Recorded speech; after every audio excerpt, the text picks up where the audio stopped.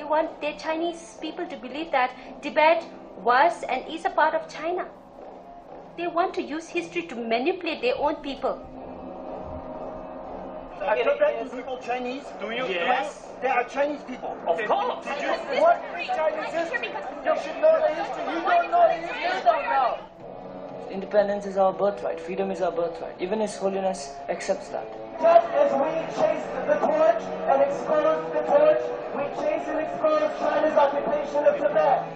When people complain to us that TYC doesn't have a proper strategy to lead this movement toward independence, that's correct complaint. Tibet is part of China. Tibet is China. To get something, we need to have action.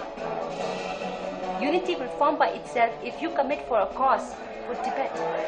Have you been China? Have you been Tibet? If you don't know, shut up. Struggle is not just for freedom. It is a struggle for something.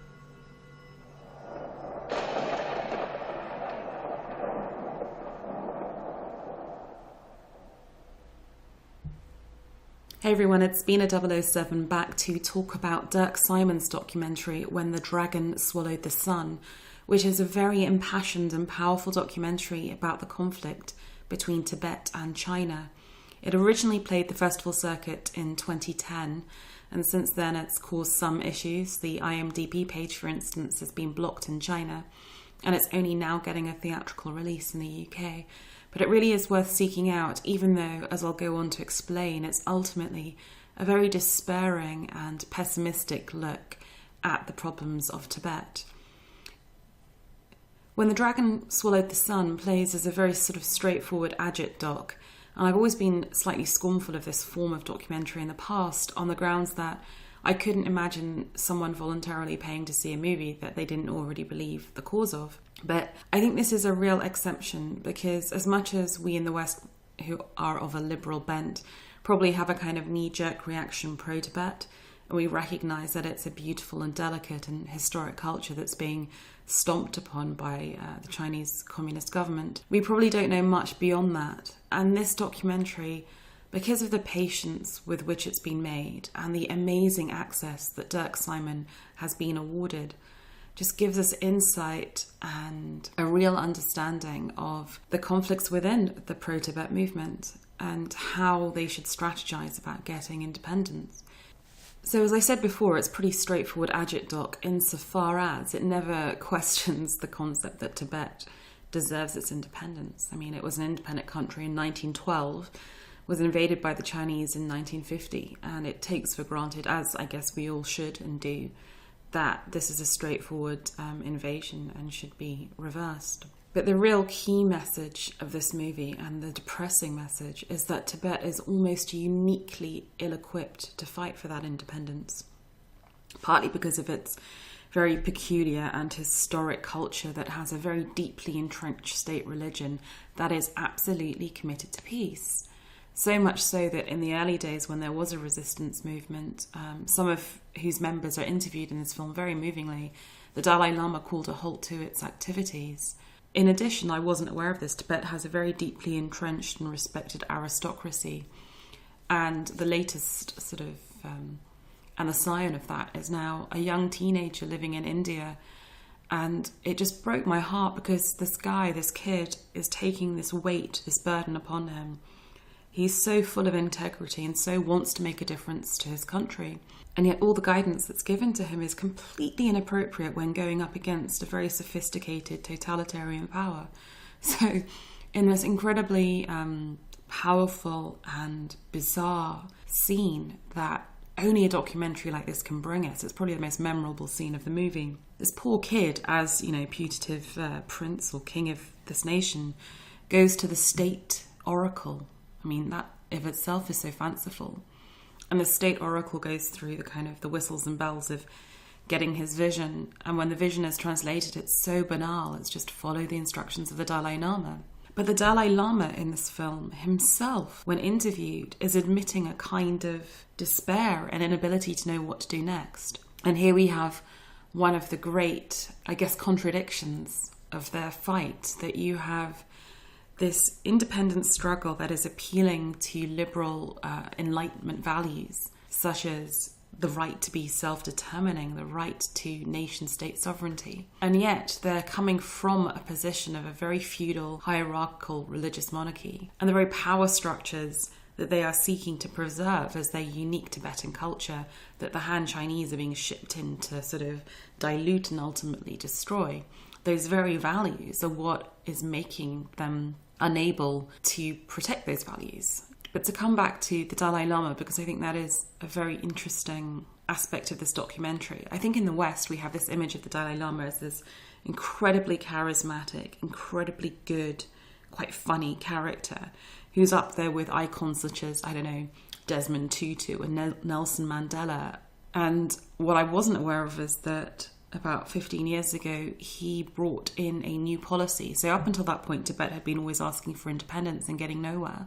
And so he decided to switch tack and adopt a policy of asking for autonomy. So we don't want to be independent of China, just give us some measure of sort of federal autonomous rule. And this really split the movement, the Tibetan freedom fighting movement, because some people think this is just the only practical thing he can do. And other people think that he has just put a knife through the heart of the struggle because he's accepted tacitly that they can't fight Chinese power. But there's a very moving point in one of his interviews where he kind of admits that the fight for independence failed and now the compromise fight for autonomy has failed. And he sort of looks to the interviewer and says, you know, I look to my people now for answers. And yet his people, including the aristocratic prince, are looking to him for answers. And so you have this kind of vicious circle of these wonderfully committed and obviously people who are in the right, who have no idea how to take their struggle forward. And actually probably the most moving scene is very near the end of the film where they've been interviewing all the way through the sort of the young people who are involved in this freedom movement across the world. And it's incredibly impressive, their passion and commitment. And there's a young girl who has been very impressive and she just breaks down into tears. And she's almost begging the interviewer, the documentarian, what should we do now? Tell me how best I can now serve my country, where we can take it forward. And that real despair is absolutely horrifying. Almost more horrifying than the brutal imagery of tortured Tibetans that is shown on occasion in this movie and has earned it its quite high census rating.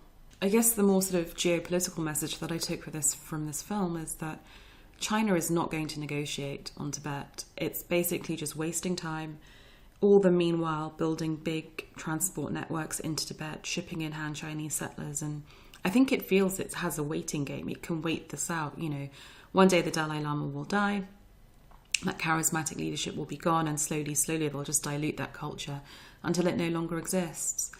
And the most depressing part of it is the West is not going to intervene. Just as in 1950, when the West was sort of wooing Chairman Mao, hoping to provoke a Sino-Soviet split, and so did nothing. Today, the West very much needs Chinese trade, and so will do nothing. So that's also quite depressing. And, you know, at the start of this documentary, we see Richard Gere making a rally on the West Coast. And if you look at the names that have lent themselves to this film, so people like Tom York, providing music, you just get the feeling that all these Westerners who have such good intentions ultimately are powerless in this cause because the Chinese government is just going to have the patience and the stubbornness to wait this out. And, you know, giving arguments about liberal values just isn't going to cut any mustard. And yet the tragedy is there is one bit of hope. You have these former resistance fighters who want to instigate a campaign of civil disobedience and are willing to sacrifice their lives to do so. But, you know, you've got the Dalai Lama who feels that he doesn't want to sanction people losing their lives or causing the loss of lives to others. And, it's just this awful catch-22 and deeply depressing. And yet, and I know I described this film as an absolute dirge. And it's not without its technical problems either. I felt it was probably slightly overlong. It's slightly... It's also kind of sometimes frustrating in its editing because it's just sort of going back and forth from issue to issue, and I would have preferred something a little better organised. And yet, in the primary reason why we watch a documentary, which is that someone has gained insight and gained access to people and arguments and lifestyles that we could not possibly have seen in our everyday lives. The fact that this guy, Dirk Simon, can photograph an aristocratic Tibetan prince going to a state oracle, the fact that he can have such a candid interview with the Dalai Lama, the fact that he can expose the rifts in that freedom fighting movement that none of us would be aware of, is so invaluable that I really would urge you to watch this film if you can find it. I'm guessing it will be on very limited release, but it really is worth seeking out.